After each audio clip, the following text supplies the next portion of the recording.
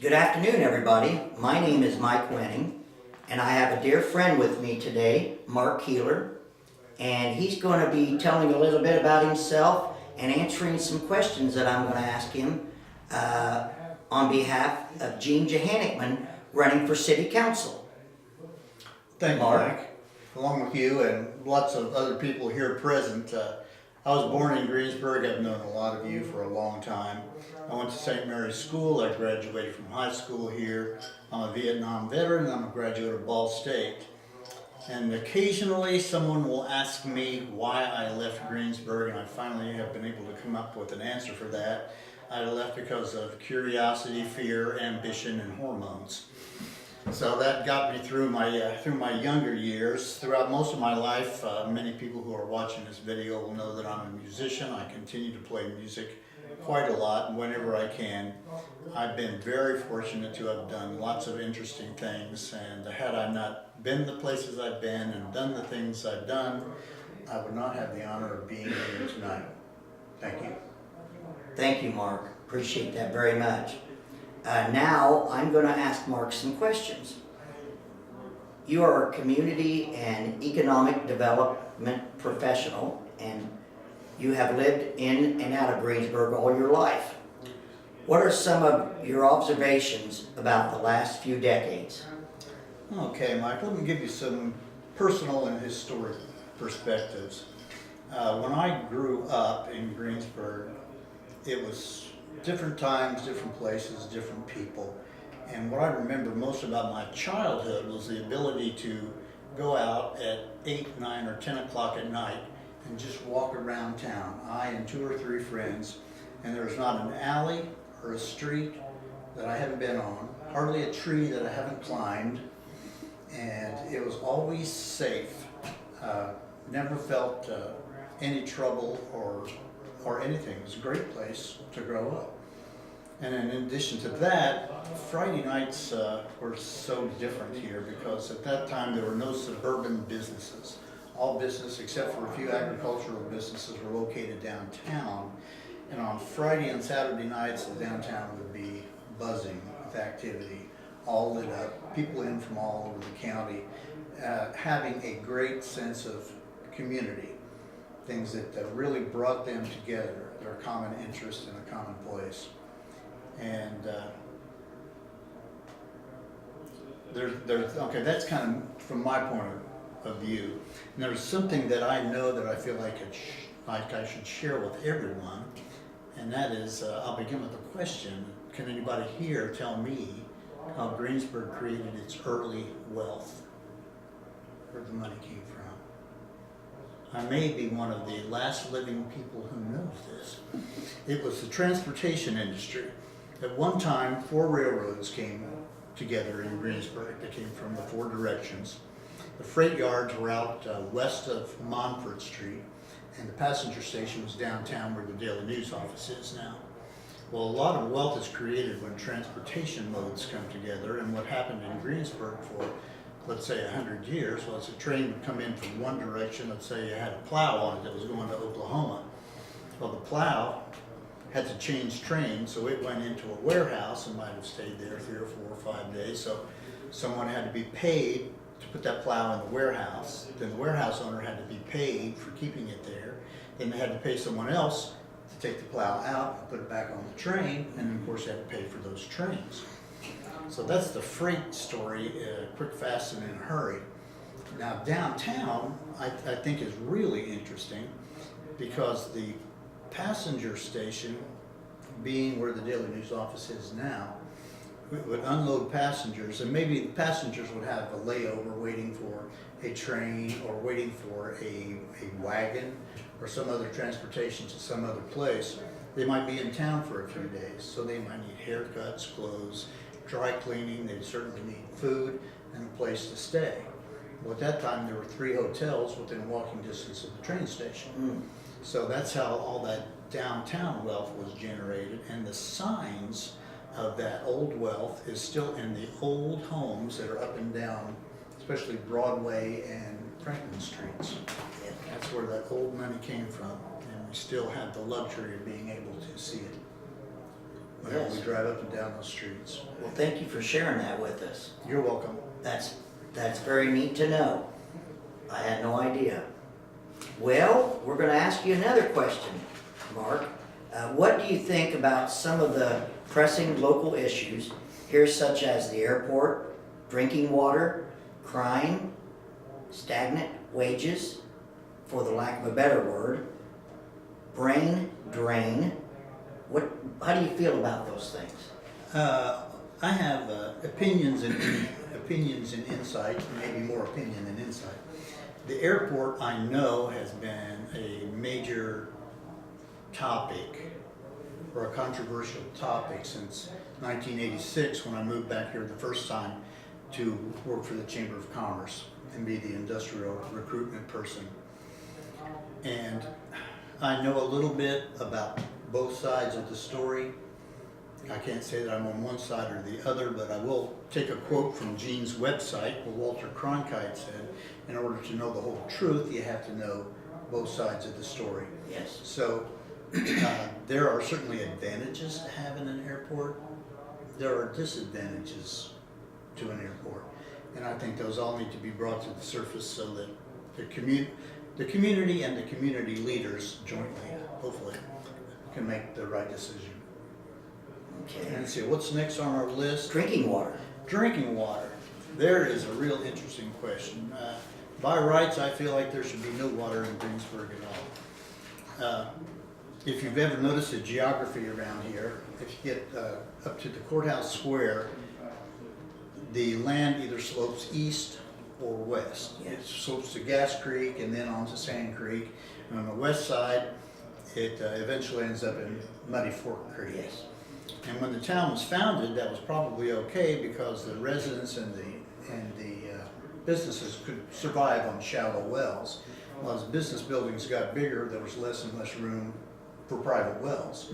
So the city was sort of forced into building a water system and providing water through community wells. Now, there's another interesting piece of history connected with the railroads that I talked about earlier. I suppose you have all been to the Greensburg Reservoir. Yes. Do you know the history of the Greensburg Reservoir? Why it's there? No. Okay. The Greensburg Reservoir was not built for municipal water, it was built for the railroads. Because in those years, railroads ran by steam locomotives, and the railroads went to the city fathers and said, "A nice little town you got here, could you sell us some water?" And they said, "Well, no, we don't have any water to spare." So they cooperated, went out and dug that Greensburg water, then pumped that water into the rail yard, and that's where the water came from for four railroads that came through here. Now that rail service made Greensburg attractive for industrial development, factories, and business. So the next thing to come along was probably, if somebody out there is looking for a research project, the history of Greensburg water would be a great one. The next thing that I know of that came along was the Flat Rock Pumping Station and the new water treatment plant. Yes. And that worked really good for a while, about that same time when they put up the big water tower down by the rail yards. But then that was not sufficient after Greensburg continued to grow. So the next thing was, I'm out of order here, the Upland Reservoir in that case. But before that, in the early 50s, there were factories wanting to locate on the west end of Greensburg along Main Street, and where there once was an active railroad. So once again, they said, "A nice little town you got here. We got a railroad here, and we have a highway here. Can you sell us some water?" And we don't have any water to sell. So that's how City Park Lake came about. Oh. It was for industrial process water. It was used by those factories. So now I understand that water is still a topic here. And in my earliest professional life, right out of college, I worked for an engineering firm that specialized in water and wastewater systems. And one of the things that I learned was that linking water supplies together is a good idea for numerous reasons, for quality of water and the availability of water. So I just worked over in Columbus, so I knew all about Indiana geography and geology. Not that I'm an expert, I won't say that, but we talked about it a lot Sure. at work. And one of the things I learned was virtually all of the surrounding counties have excess water because there are rivers that run through almost all of the surrounding counties, but none of those rivers runs through Keillor County. Everything here runs somewhere else. So I know that the option of connecting to other water systems has been explored but has never been acted on. And if I have any input or advice, that would be one that I would like to suggest. That would be to interconnect with some of the water systems that are beyond our county boundary for quality and supply purposes both. Okay, that sounds wonderful. The next question is crime. How do you feel about that in our community? I feel terrible about it, but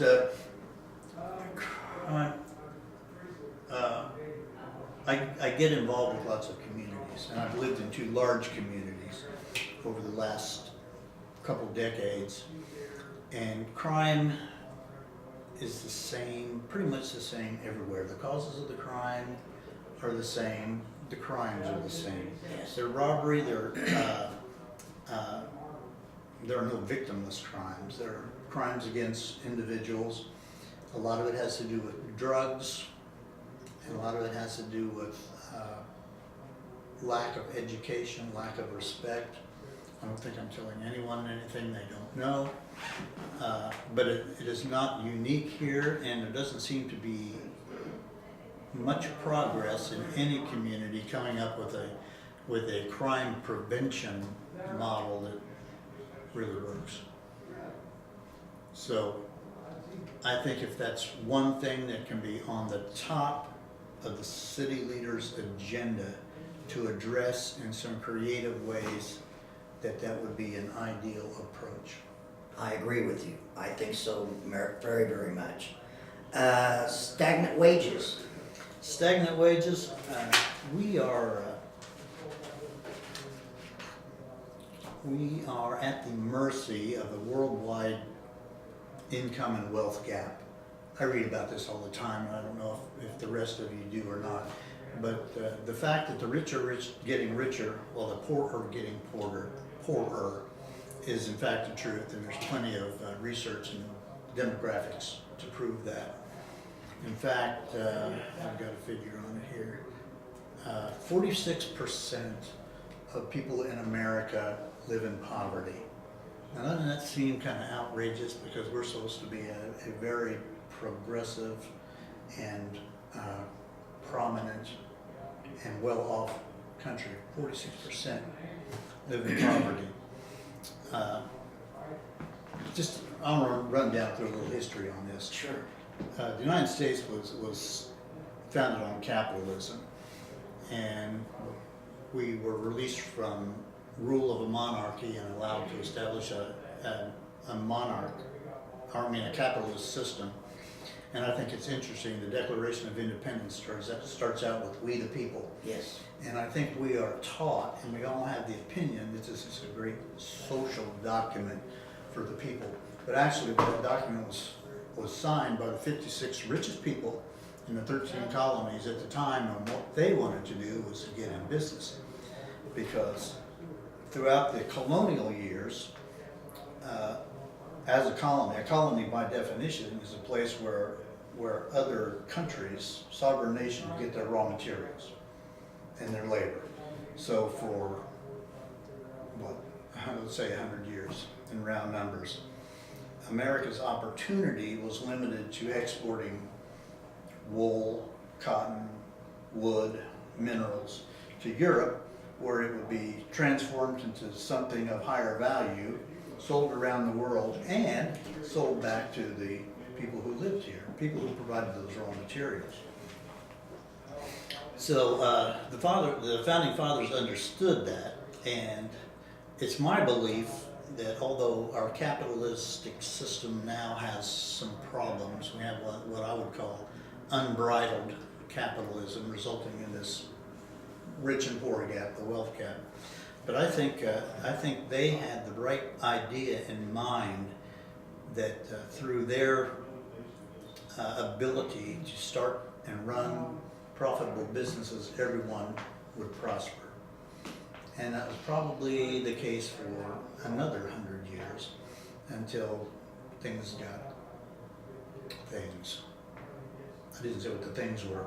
Until the economy changed, the ability of men to control huge industries like the railroad industry and the steel industry, people like J.P.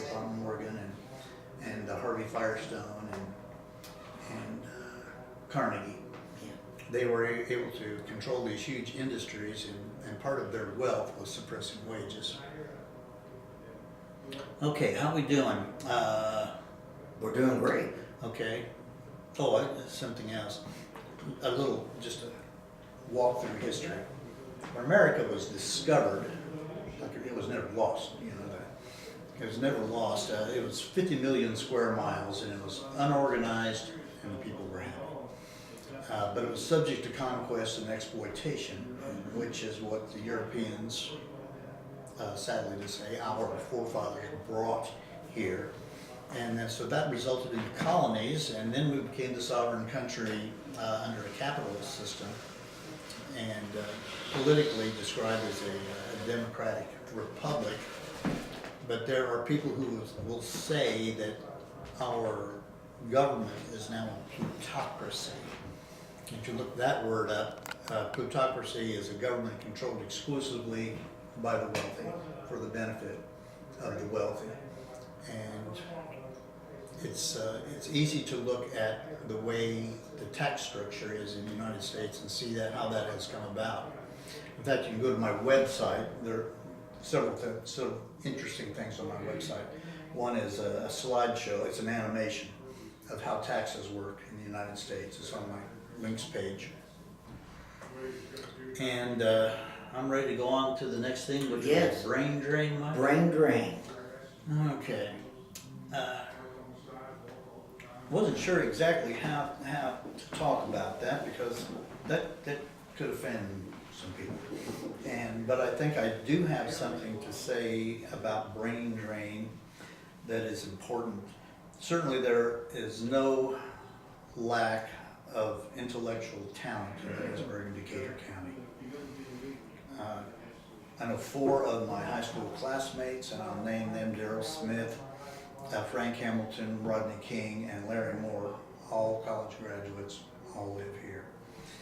What I see and have seen in other places is that public service doesn't necessarily attract people with high IQs or successful business people. So I think what really needs to be done in that case is to supplement our very poor civics education program. This is nationwide. Nationwide, I think you're only required to take 2 civic classes to graduate from high school, which is completely insufficient and unacceptable. Now, I ask myself, this is dictated by the government, and if the government doesn't want us to learn about government and history, is there something wrong with the government? Well, I'm thinking, well, maybe there is. So anyway, there's a lot to learn, and that's part of my mission. I teach a seminar, which I like to say is the greatest civics class you could ever take. And the purpose of my seminar is not to teach how government works, not to teach economics, but the purpose is to get people interested in the community, interested in community service, and interested in being a part of helping make the community a better place. Now, there are lots of roles for that. Certainly some of those roles are leadership, but lots of them are just working effectively, being a good parent, not putting up with crime, not being a criminal. So those are my thoughts on brain drain.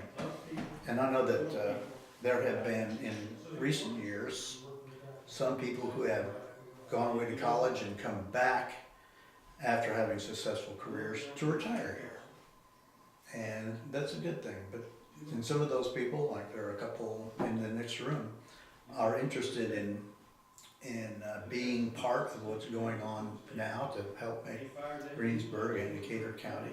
Sometimes you don't know where one ends and the other begins, but making this as a community a better place. Yes. And I think that's really important and really something to take advantage of. Well, thank you, Mark. Welcome. That's wonderful. On to the next question. What are some of the big picture issues that you see affecting Greensburg and Decatur County? Okay, well, pretty much everything we've discussed, but let me elaborate on a couple others. One is there are lots of unfavorable trends. A trend is a set of circumstances that seem to be going one way or another. First of all, just 6 days ago, the United Nations released its annual happiness report. Every year the United Nations does a worldwide study to find out which people in which countries are the happiest. Well, consistently the Scandinavian countries have ranked the highest, under a completely different form of government, for one thing. And the United States, consistently over the last few years, has declined in the happiness ratings. I think the U.S. was 14th this year. Now this report is online. You can download it or you can read it online. There are 7 chapters in this report. 2 chapters are devoted to the United States. Chapter 5 is about, I might get these backwards. One of the chapters is about the effect of social media on happiness. The other chapter, there must be 5 to social media, but I'm pretty sure 7 is the chapter about addiction. And it's addiction of all forms. Addiction to television, addiction to drugs, addiction to food, addiction to shopping, just addictions of all kinds that keep people busy, occupied, focusing on themselves rather than on the greater good. And let's see. Oh, here's that note again about 46 million Americans living in poverty. This is something else I present in my seminar, and that you can describe that as more and more Americans competing for less and less money. So, as the population grows, their supply of the money goes down, but they're still competing for this growing number of people are still competing for the shrinking amount of money. And I think that is certainly a trend that shrinks down at the community level, which reminds me, will we do this now? Yeah, I'll do this now. This is one of the slides. Gene, is this going to be visible? I think so. You want me to do a close-up on it? Well, if you can. This is one of the slides that I use in my seminar. And what it points out is something that we know, but maybe we don't really realize. Every individual, as shown at the bottom, is automatically a member of the next larger community. So we are a member of our household or our family, our extended family, the neighborhood, subdivision, city, town, county, township, state, the United States of America. Now, Mike, I'll have to show you this separately because I got it turned away from you. Sure. But anyway, you see I have a funnel superimposed on this. And what that represents is that any of this bad stuff that I've been talking about, like the wealth gap, anything that happens at any level above our current community eventually funnels down and affects the smaller communities and affects the individuals. So if we're talking about political corruption, or we're talking about public debt, we're talking about crime, if it is a statistic and a problem on the national level, it's going to filter down to the individual level sooner or later, and most often too soon. Yes. So thank you, Gene, for focusing in on that. Economic trends. In the 19th and 20th centuries, the United States in Greensburg and Keillor County were built on export and manufacturing, export of agricultural produce and manufactured items. In the 21st century, one of these national trends is we now have an economy that is much less focused on export, bringing money in from other places, and we're focused on consumption, credit, and sick people. So what we are being encouraged to do is to go out and buy things, to borrow money to buy it, so that we are in debt, so that when we all pass away, we have nothing to leave to our children. Does anybody want that? I think not. And then there is the problem of I think our population is over medicated by both prescriptions and illegal drugs. Yeah, we don't watch much television, but when we watch television, we see more drug commercials than we see movie. And I think that it's a problem, because that does not create community wealth. All that does is move money around, and while this money is moving around from the doctor's office to the hospital to the pharmacy, a lot of it is getting siphoned off to that 1% of people who has 90% of the money. So, what else have I got here along those lines? Oh, the political trends.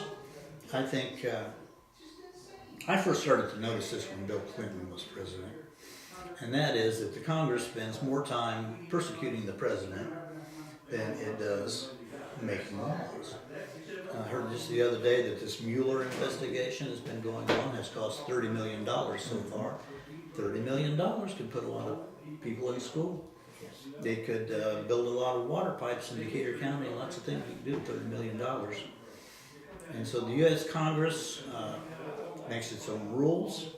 There are no term limits. And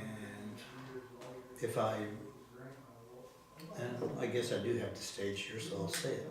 There is a saying that power corrupts, and absolute power corrupts absolutely. And I believe that the U.S. Congress has absolute power over us.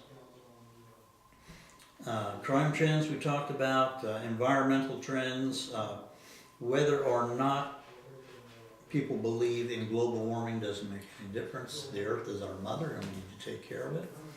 And if you look around, read some news, you'll find out that Mother Earth is losing some of her ability to support us in terms of air and water quality and native species and plants. I have mentioned the Amazon jungle to people before, and people have said, well, why should we be concerned about the Amazon jungle? That's way in South America. Well, there are thousands and thousands of undiscovered species in South America, and lots of these species are where we are getting the medicines to treat important illnesses. So that's an important. Education trends. I think I've been in schools. I have friends who are teachers and administrators. I think schools do an excellent job. I think the overall directive to cut down on civics education is a bad idea, because people are not learning the social skills that they should. Other big picture things I've got here. I think Americans live in fantasy land. Television, electronic gaming, and super realistic animation. I absolutely love super realistic animation, but I'm very worried about the impact that that's going to have on our younger generation. Many of us grew up watching Saturday morning cartoons. Well, obviously, Saturday morning cartoons were not true. You could tell, but you can't tell anymore what's real and what isn't. Somebody asked me if I ever saw a dinosaur today. I say, yeah, I saw a dinosaur. I saw all the Jurassic Park shows. So yeah, I saw a dinosaur. And the one thing that worries me the most out of everything is artificial intelligence. That really bothers me since the first time I saw the movie I, Robot. And I read almost daily where there are advances in artificial intelligence, which means that unemotional machines are gaining the power to make decisions which may affect us as human beings. We created them, we were here first. We are the ones with souls. We should have some priority in what happens. Thank you, Mark. You're welcome. That is very interesting and very good food for thought, absolutely. The next question I have for you is, how do you see community engagement in voting? Okay, I'd be glad to give you a really short answer there. I helped Gene find a quote from a friend of mine about politics.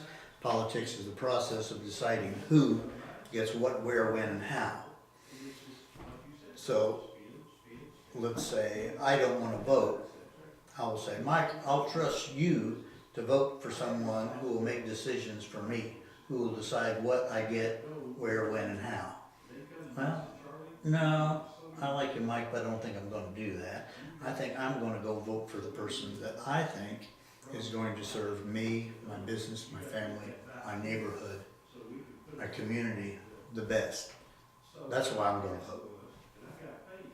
And this voting all boils down to quality of life, our values and our wealth, and how happy or how unhappy we are as a vote of, or as a result of who we decide to put in charge. Next. Very good way to say that. Okay. Very well put. The next question is, what do you think local citizens should be considering for the future? Okay, well, let's go back to the leaders and decision makers on that, because everything boils up to who's going to do that deciding and decision making and make those priorities. So a leader should be, in the words of John Maxwell, leader should be someone who knows the way, goes the way, and shows the way. That's the kind of people that should be in public office. And then, so we have leaders in place, and the next level of that are the citizens. So are the citizens going to be active, or are they going to be apathetic? So part of my mission, and having been through what I've been through, is trying to see that people are active and not apathetic. The way civics has been taught, back on this bandwagon again, the way civics is taught in the past was kind of boring. Civics and history, you had to know names of people and dates, and how many justices on the Supreme Court, and how many representatives does Montana have. But those are interesting facts, but they don't really help us relate to how we conduct our lives in our community and how we drive our community forward. Mm-hmm. So I think looking to the future, it's those two things critical: leaders and active followers, active, informed, energetic followers. Yes. Yes. I'm with you on that.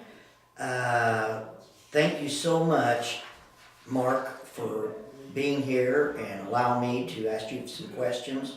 And if you want to learn more about Mark and what he does, please visit his website, www.markkeillor.com, and you will be excited and fascinated by some of the things he will share with you. So please do that and check on what Mark's got to share with the community. Thank you all very much. And thank you, Mark. Thank you, Mike. Yes. It has been my pleasure and privilege. Same here. Terrific. All righty.